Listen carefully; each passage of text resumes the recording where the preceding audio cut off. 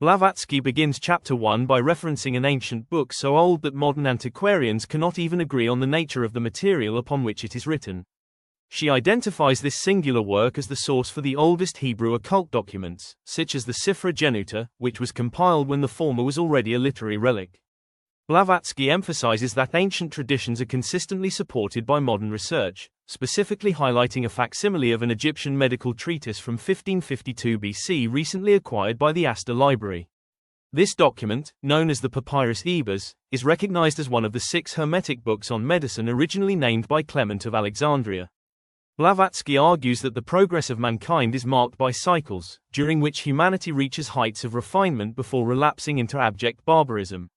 She cites the Chaldean philosophy, which teaches that these historical epochs do not affect all of humanity simultaneously. For example, some tribes remain in a Stone Age, while others flourish in an Age of Enlightenment. Blavatsky points to stupendous monuments like the pyramids and the labyrinth as venerable witnesses of a long bygone glory that exceeded modern expectations. She mentions that excavations by Mariette Bay uncovered statues whose beauty and technical perfection suggest a civilization far older and more refined than the first dynasties. According to Blavatsky, the biblical coats of skin worn by Adam and Eve are an allegory for the materialization of the human body as spirit descended into matter. In this view, the human body was originally half ethereal and held free communion with the unseen universe before matter became a dense barrier. Blavatsky maintains that ancient philosophers understood both the inner and outer natures of man far better than modern scientists. Blavatsky critiques modern scientists for being like a squirrel upon its revolving wheel, bound only to physical nature and ignoring the first causes of life. She states that nature never leaves her work unfinished and that humanity is currently on an ascending arc toward a new era of spiritualized existence. Blavatsky next discusses what she calls ancient cryptic science. Blavatsky asserts that any Kabbalist familiar with the Pythagorean system can demonstrate that Plato's metaphysical views were based on the strictest mathematical principles. She emphasizes that geometry, which proceeds from universals to particulars, was the exact method employed by Plato in his philosophy. Blavatsky explains that the cosmological theory of numerals taught by Pythagoras is uniquely able to reconcile matter and spirit, demonstrating their relationship mathematically. According to Blavatsky, these sacred numbers explain the theory of radiation and the cycle of emanations, where lower orders must emanate from higher spiritual ones before being reabsorbed into the infinite. Blavatsky highlights that Plato identified the dodecahedron as the geometrical figure used by the demiurgus in the construction of the universe. She also points to the tetractes, or the sacred number 4, as the most binding and solemn oath for ancient mystics, representing divine equity and moral justice. Blavatsky argues that the ancients were far more advanced in astronomy than they are given credit for, noting that the heliocentric system and the Earth's sphericity were taught in the sanctuaries long before the time of Galileo. Moving to the corruption of religious texts, Blavatsky critiques the mutilations of the Jewish sacred books by their translators.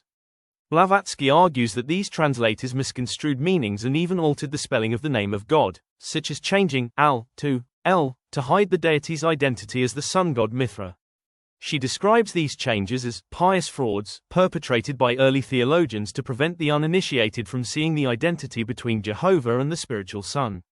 Blavatsky reminds us that Moses was an Egyptian priest and a hierophant initiated into the wisdom of the Magi, or an initiate of the religious mysteries. Blavatsky insists his books should be understood as allegories rather than literal history. She concludes this section by stating that while modern science often confesses its ignorance of the origin of things, Plato and his disciples understood that lower material types are merely concrete images of higher abstract ones. Blavatsky defines magic as a divine science that allows man to participate in the attributes of divinity itself.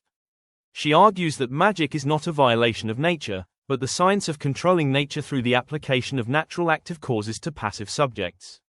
Blavatsky points out that this science was once universally respected, noting that even the biblical figures Moses and Daniel were regarded as masters of the magicians and soothsayers. She further illustrates that ancient adepts, such as the Egyptian priests, were experts in occult chemistry and physics, performing wonders that modern seekers would consider supernatural. Blavatsky sharply critiques modern detractors who dismiss ancient magic as mere jugglery. She asserts that modern science has reached its limits of exploration, while ancient religions were in perfect harmony with nature and embraced all that can be known. To Blavatsky, the current era of materialism is a nightmare of a lunatic, presenting a universe of cosmic matter created by no one and propelled by no cause. Against this, she sets the intuitional yearning for a supreme power. She maintains that this innate craving for proof of an individual life in the hereafter is an undying intuition that no dogmatic contradiction or scientific skepticism can destroy.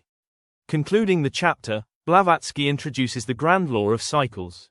She explains that at the close of each great year, the planet undergoes a thorough physical revolution where polar and equatorial climates exchange places, often attended by cataclysms and deluges.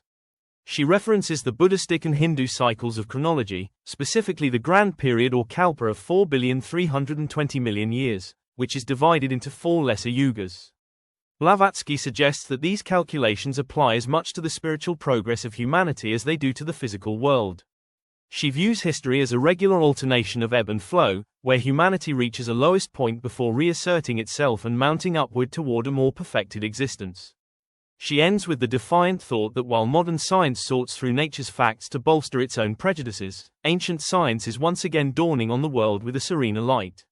Thank you for joining us for this complete summary of Before the Veil and Chapter 1. Subscribe as we continue our journey into Volume 1, Science.